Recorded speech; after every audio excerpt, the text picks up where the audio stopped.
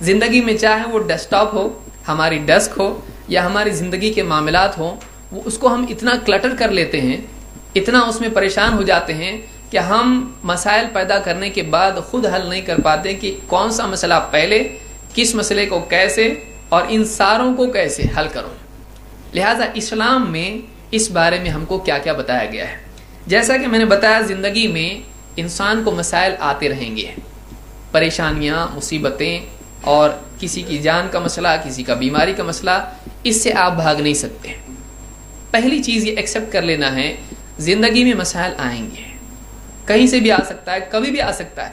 مسئلہ آپ سے اپوائنٹمنٹ لے کے نہیں آئے گا، کوئی پرابلم زندگی میں آپ سے اپوائنٹمنٹ لے کے نہیں آئے گا۔ کئی لوگ ہیں جو اچھے خاصے ہوتے ہیں، ہنستے کھیلتے رہتے ہیں، اچانک ڈاکٹر کے پاس جاتے ہیں، یہاں بہت درد ہو رہا ہے، یہاں درد ہو رہا ہے، ڈاکٹر کہتا ہے یہ ٹیسٹ کیجئے، اس کے بعد اچانک کوئی بیماری نکل آتی ہے۔ آپ کے پاس کوئی مسئلہ کبھی بھی آ سکتا ہے، آپ کو اس کے لیے اپنے آپ کو تیار رکھنا ہے۔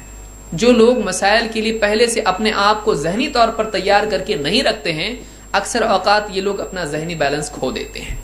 اس لیے ایک آدمی، اسلام میں ہم کو یہ بتایا گیا ہے، تم اس حقیقت کو مان کے چلو کہ دنیا میں تم کو پریشانیاں آنے والی ہیں، تمہارا امتحان ہونے والا ہے۔ تو ہم یہاں پر امتحان کے لیے دنیا میں جمع ہیں، یہ پلانٹ ہمارے لیے امتحان کی جگہ ہے۔ ہاں، یہاں سے جب ہم جائیں گے، وہ جو جگہ ہماری ہوگی وہ جزا کی جگہ ہوگی، یہ عمل کی جگہ ہے، یہ یہاں پر امتحان کی جگہ ہے، نتیجہ آخرت میں آنے والا ہے۔ لہٰذا اپنے آپ کو، جو آدمی امتحان کے لیے تیار کر لیتا ہے، وہ آدمی اس امتحان کو پار کرنا اس کے لیے آسان ہو جاتا ہے۔ اچانک اس پر مصیبتیں جب آتی ہیں، وہ ٹوٹ جاتا ہے۔ اللہ تعالیٰ نے قرآن کریم میں فرمایا، کل نفس ذائقۃ الموت، ہر جاندار کو موت کا مزہ چکھنا ہے۔ وَنَبْلُوكُمْ بِالشَّرِّ وَالْخَيْرِ فِتْنَةً، ہم تم کو آزماتے ہیں شر اور خیر کے ذریعے سے امتحان کے طور پر۔ سب سے پہلی چیز یہ جاننا ہے، امتحان میں آدمی کو کرنا کیا ہے۔ دو قسم کے امتحان جیسے کہ ہم دیکھا آیت میں، ایک راحت کے ذریعے سے بھی ہوگا، خوشی کے ذریعے سے ہوگا، دنیا میں سب کچھ مل رہا ہے، جیسا دل چاہتا ہے ویسا ہو رہا ہے، یہ بھی امتحان ہے۔ یہ جزا نہیں ہے، یہ ریوارڈ نہیں ہے، دنیا میں یہ بھی خود ایک امتحان ہے۔ اور میں کر رہا کچھ ہوں، ہو رہا کچھ ہے، لوگوں کے ساتھ اچھا کر رہا ہوں، وہ برا سلوک کر رہے ہیں، میں اپلائی کر رہا ہوں، سب کچھ ہے، جاب نہیں مل رہا ہے، میں جو چاہ رہا ہوں وہ نہیں ہو رہا ہے۔ ایک ایسا بھی حال آدمی کے اوپر آتا ہے۔ ان دونوں حالتوں میں آدمی کا ریئیکشن کیا ہونا چاہیے؟ اللہ کے نبی صلی اللہ علیہ وسلم فرماتے ہیں، عجبا لامر المؤمن، مومن کا معاملہ بڑا عجیب ہے۔ جو آدمی اللہ پر اور آخرت پر، مرنے کے بعد اللہ تعالیٰ نے جو جنت جہنم بنائی اس پر ایمان رکھتا ہے، وہ اسلام کو ماننے والا ہوتا ہے، اس کو مومن کہتے ہیں۔ عجبا لامر المؤمن، مومن کا معاملہ عجیب ہے۔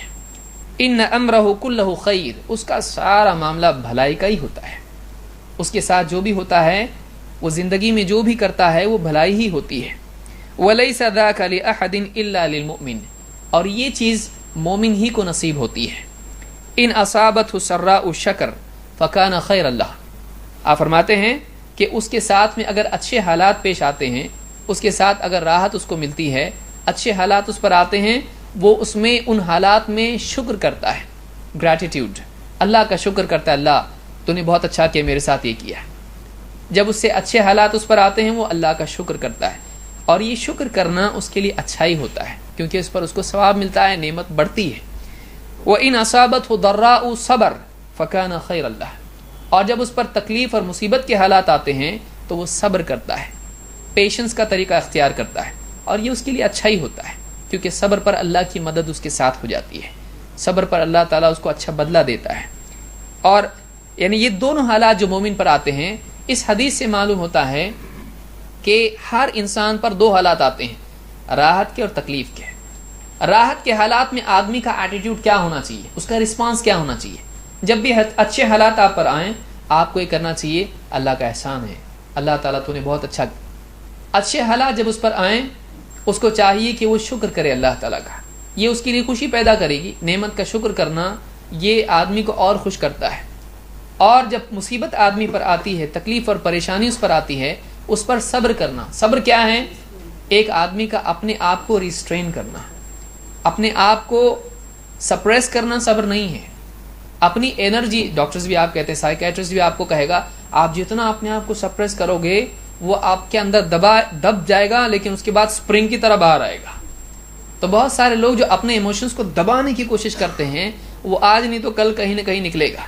اگر بس اسٹاپ پہ نہیں نکلا تو بس میں نکلے گا، اور اگر بس میں نہیں نکلا تو بس اسٹاپ پہ نکلے گا، گھر پہ نکلا تو آفس میں نکلے گا. ایسا ہوتا ہے.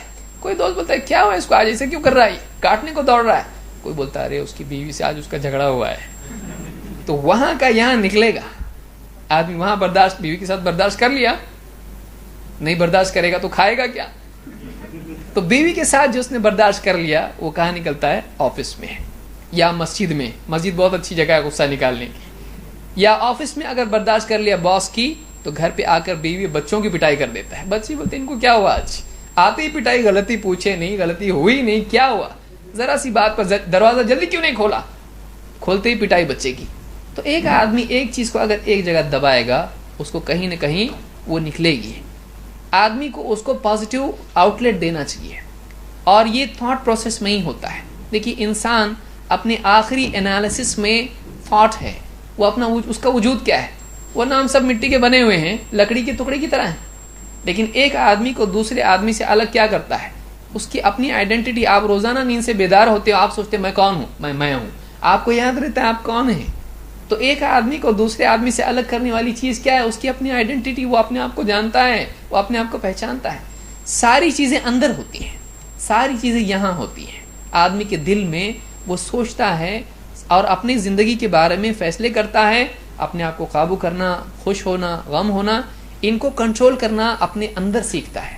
یہ پروسیس اگر ہمارا ریکٹیفائی ہو جائے، ہماری زندگی پریشانی میں بھی صحیح چل سکتی ہے، ہماری زندگی پرابلمس میں بھی صحیح چل سکتی ہے.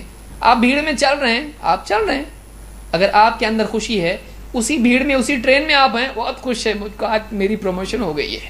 اور اسی ٹرین میں کوئی آدمی ہوتا ہے کہ جو سوچ رہا ہوتا ہے کہ میری آج مجھ کو ایسے میں سے آیا کہ فلاں کا انتقال ہو گیا، مجھ کو جانا پڑے گا وہاں پہ. تو ایک ہی ٹرین میں دو آدمی ہوتے ہیں، کوئی خوش ہوتا ہے، کوئی غم ہوتا ہے. اس ٹرین کو معلوم نہیں، وہ بھیڑ میں کوئی پہچان نہیں سکتا ہے، سب اندر ہوتا ہے.